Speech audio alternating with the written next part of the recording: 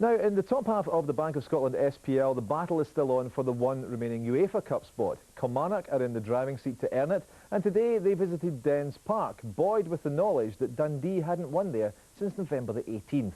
Despite that dreadful home record, Dundee have been one of the most entertaining outfits in the league this season, capable of turning any game, as the travelling Killie fans are all too aware of. Rob McLean has the commentary. Noticeably missing from the Dundee team sheet is Claudio Caniggia, who seemed set to make his Dens Park farewell. His omission is one of 4 changes from the team which lost at home to Hibs last Sunday. Tweed, Garrido and Del Rio are out as well. Back come Chris Coyne in defence, Javier Artero and Beto Carranza in the wide midfield positions, and top scorer Juan Sara. It's back to the strike pairing which started the season for Dundee, with Fabian Caballero still searching for full match fitness on his return from injury, but he's become the club's record signing this week, the fee approaching £700,000. Speculation about Chris Innes leaving Kilmarnock has been ended with his signing of a new deal to keep the 24-year-old defender at Rugby Park. There's only one change in the Killie team from last Friday night's starting lineup against Hearts. Alan Mahoud is suspended. Mark Riley replaces him in the midfield. Spaniard Jesus San Juan, who made his Kilmarnock debut here, isn't quite ready to return after injury, but his fellow countryman and former teammate at Airdrie, Antonio Calderon, continues in the playmaker role. The referee for Dundee against Kilmarnock is Alan Freeland.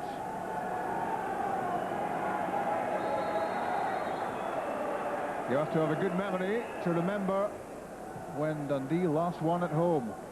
It was 12 games ago, and that takes you back to the 18th of November, a 5-0 win against St Mirren. It promised big things, but it's all fizzled out for them in home soil since then. A match in which they have their eyes on the Intertoto Cup, which comes along for them next month. Short summer break, but of course Kilmarnock have their eyes very much on the moment and the ceiling of a place in European football next season. 3 points their current advantage over Hearts, and they want to keep that breathing space. The Dundee captain Barry Smith, ahead of him Georgian Mzadzi, alongside him Scotland newcomer Gavin Ray. Juan Sara for Beto Carranza. Sara is offside. Just 5 weeks since Bobby Williamson and Kilmarnock were at Dens Park. 2-2 draw that time. Calderon, Riley. That's played straight to Sara by McGowan. Caballero. 2 against 1. Losing out there to a combination of Innes and McGowan. Romano's cross. Artero took it first time. It was a useful effort. Good technique from Javier Artero here. This was a difficult one to take. Took it on his right instep, and it was heading in under the crossbar. Good stop by Meldrum. His header. Calderon.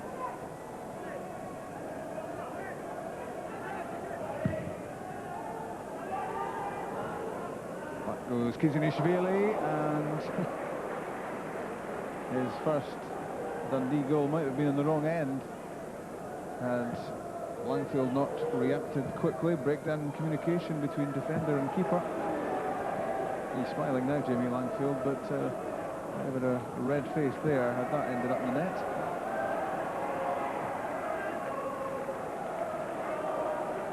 Andy McLaren doing well to keep possession. Caden Mitchell. And now Calderon. The reverse pass for Mitchell. And it's a good challenge by Kizunishvili. Read that situation well, and he's hurt himself in the process. Saw this coming, and he was quick enough to get back on the right side of Mitchell as Kilmarnock looked to carve out a scoring opportunity, and you saw how his left leg was caught by the boot of Mitchell. He was having a go for the ball, clearly, but got the player, and that's how Kizunishvili was hurt. Gary Hay. That's for Kokar. Good challenge by Romano, and again. twice denying Christoph Kokar a chance. Now comes the counter of Artero. Sara wanted an early ball, gets the chance now! Scores! Kevin McGowan's mistake is punished. It looked as if Artero's pass wasn't going to find its way through, but it was misjudged by the Kilmarnock centre-half, and Sara scores his 17th goal of the season. It should have been cut out by Kevin McGowan. He knows that better than anyone. And that left Colin Meldrum helpless. Dundee take the lead. 10 minutes from half-time.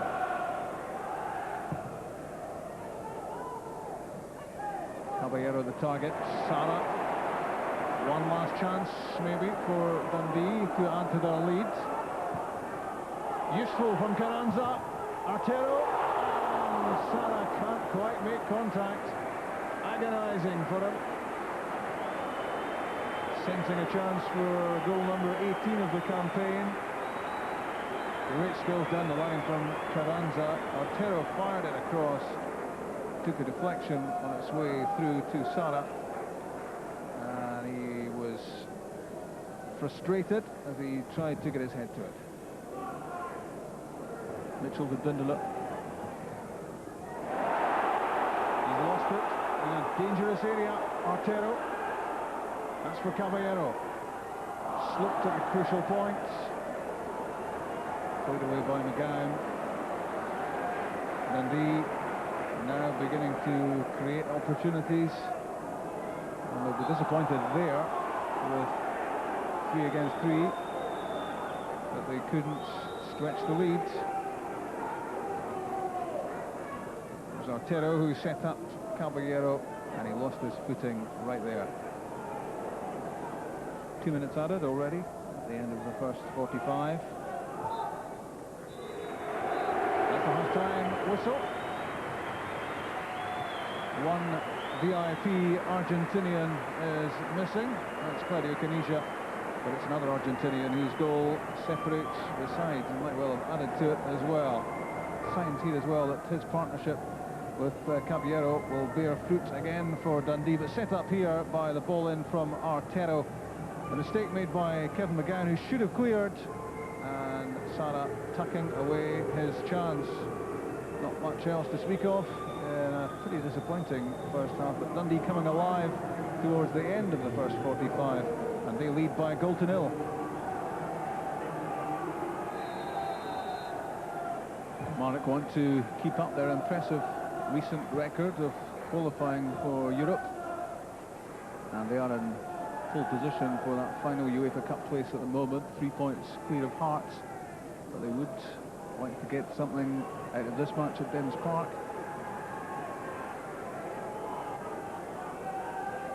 Still to create any real goal-scoring opportunities, Kilmarnock.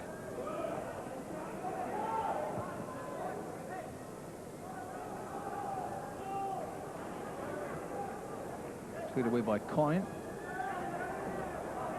McGowan gets there before Caballero. Calderon.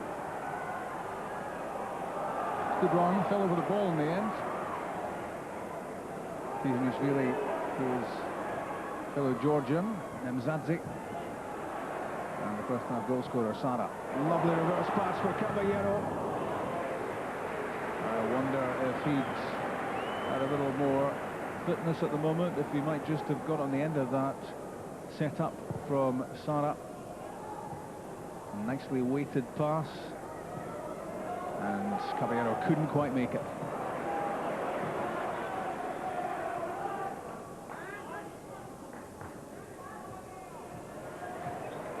Deep touch from Alessandro Romano. Beto Carranza. Stopped by Innes.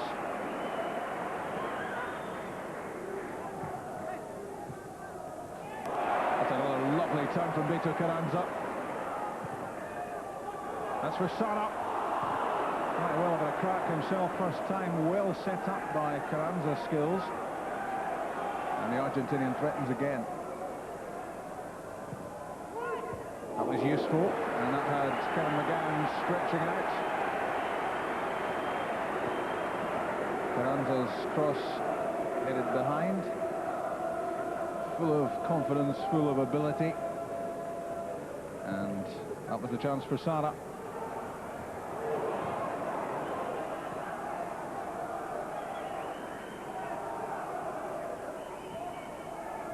McPherson to Riley. Calderon showing signs of tiredness.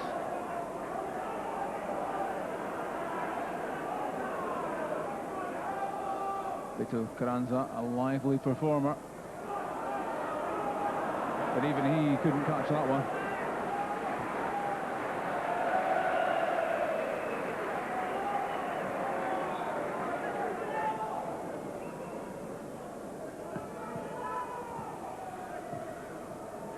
Neat one from Romano, and gets it back from Carranza. A chance to create, but not with that. Favours his right foot by the looks of it. Alessandro Romano got himself into a great position there, but couldn't find the ball into the box. Kilmarnock have a go with a defender going off, Chris Innes. And there won't be too many more times like these for Ali McCoist, about to draw the curtain down on a glorious career.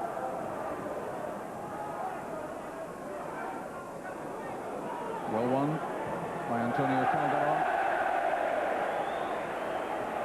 And another unforced error from Kilmarnock, and Bobby Williamson unimpressed by that from his defender.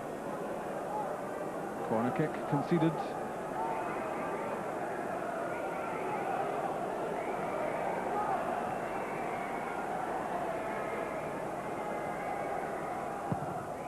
In from Carranza. Penalty kick is given against the challenge of Juan Sara. And a chance for Dundee to make the point safe.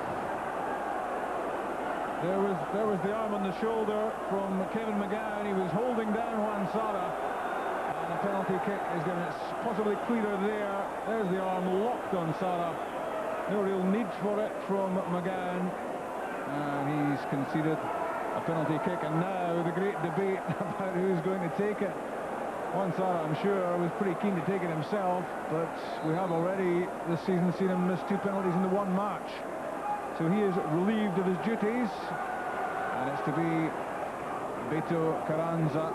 Gus McPherson, meantime, is yellow carded for his protests about the kick being awarded. Yellow for McPherson, and a chance for Dundee to make it 2-0. The consultations continue between Caballero and Carranza, but Beto Carranza it is. 2-0. Dundee scored 10 minutes from the end of the first half, and they scored 10 minutes from the end of the second as well. And surely now they are going to stop that horrific run of home results. Beto Carranza's third goal for Dundee makes it 2-0.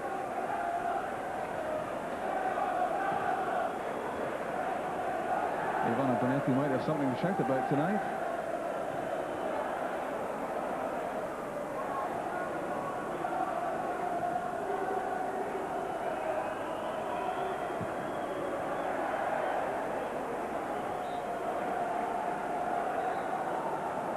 The result at Tynecastle might well bail Bobby Williamson and Kilmarnock out, because if Hearts lose, the situation remains the same, but he'll be disappointed with the way things have gone here for his team.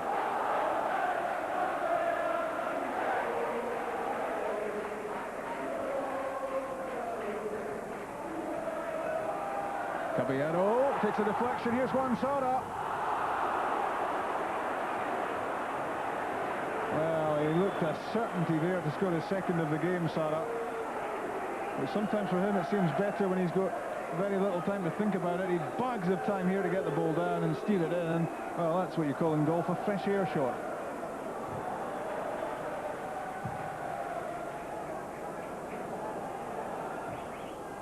McGowan's header. Free kick given against Dundee.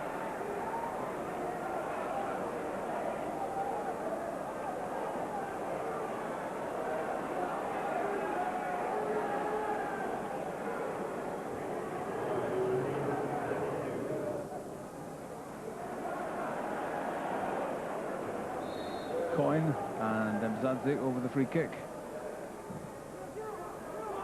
Vito Carranza, Wansara.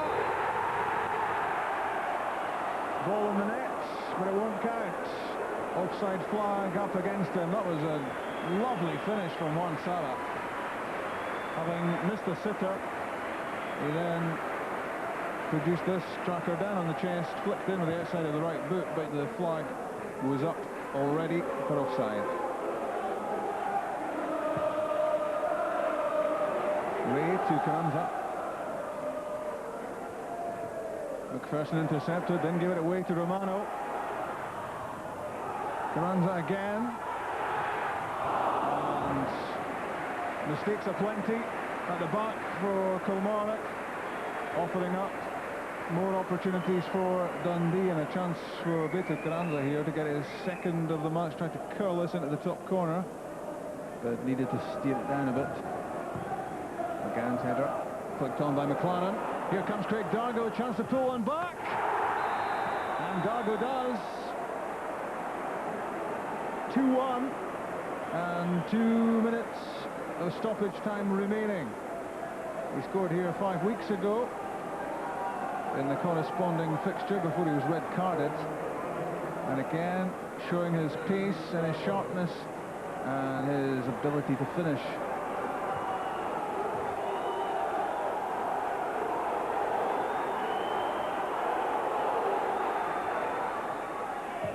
Mark Riley. There's Kevin McGowan. And just wide. And that could have been a sweet moment for McGowan. He's been involved in both the Dundee goals. The first was his mistake, and for the second he conceded the penalty. And this would have been a useful moment for him to have squared the game, but he was stretching out, and his header went a couple of feet wide.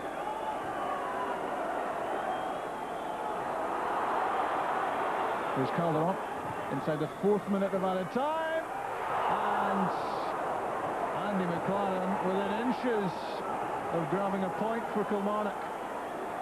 A well-timed run, a glancing header. Jamie Langfield was beaten, and it just spun wide of target. So close from McLaren.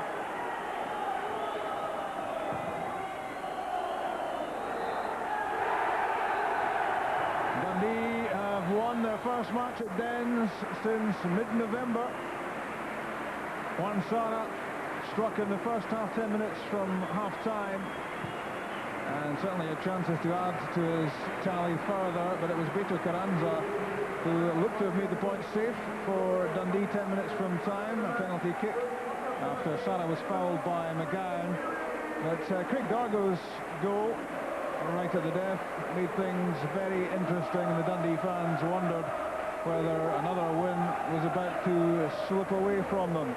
But they'll know when they get into the away dressing room that Hearts have lost this afternoon as well, so there's no change in the battle for the UEFA Cup place that comes with 4th spots in the SPL.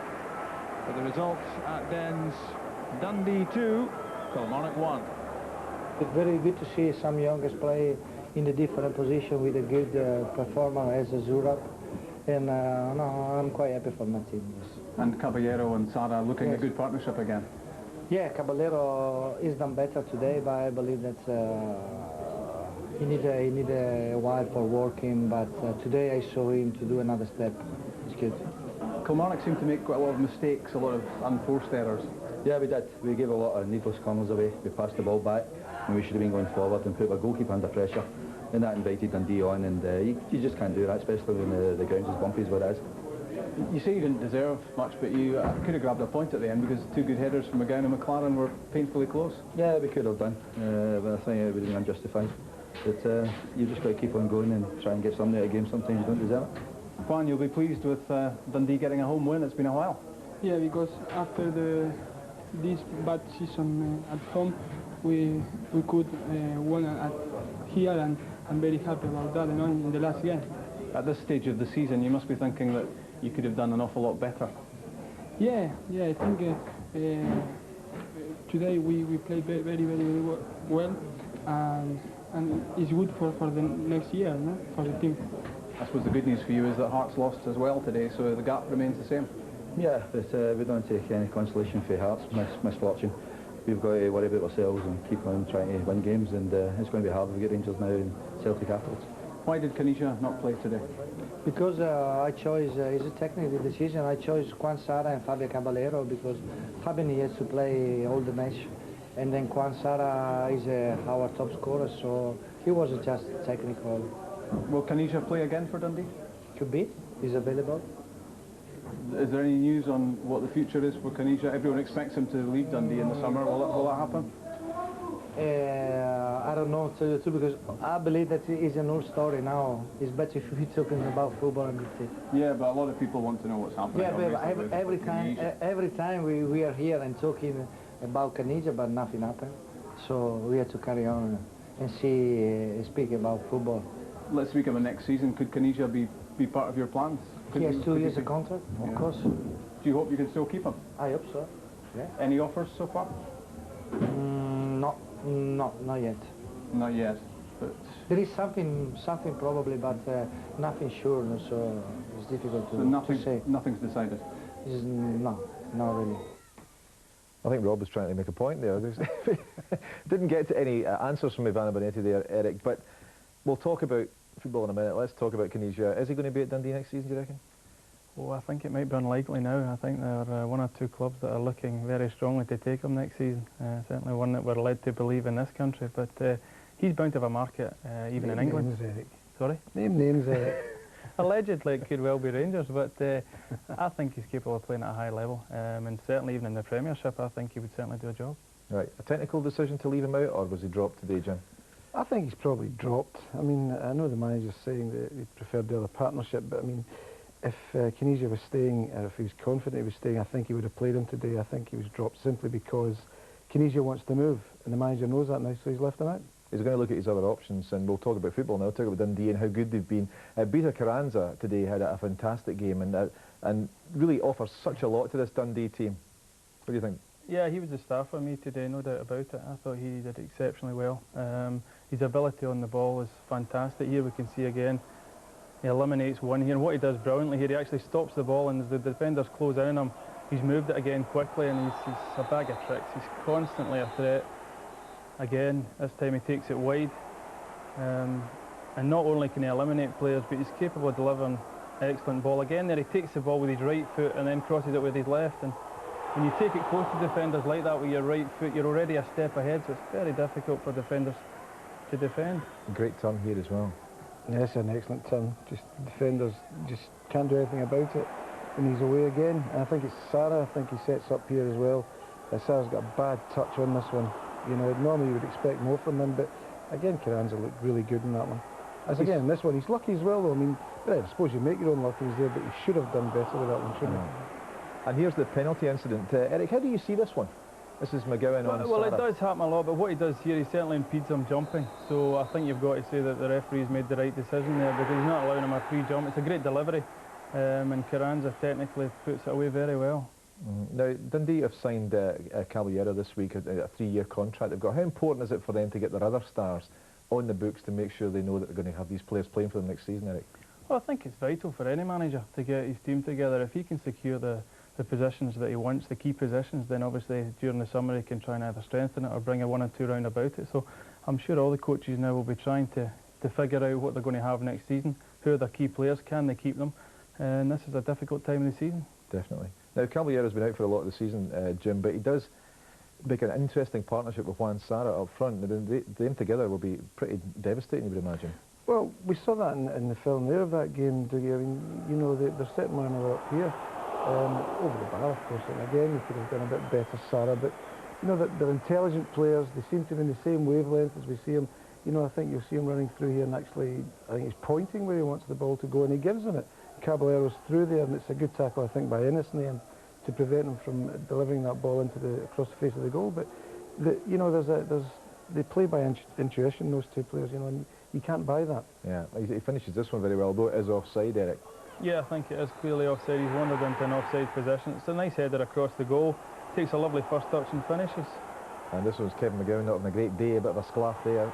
Yeah, it's a good ball in by Artero. He plays it in early, and what that does is the defenders are still moving as they come back to try and fill the space, and he's maybe just mistimed it a wee bit, McGowan here, and it's gone under his foot, but Sarah's positioned perfectly. Doesn't hit it cleanly, but from that distance you don't really need to hit them that cleanly. Yeah, absolutely.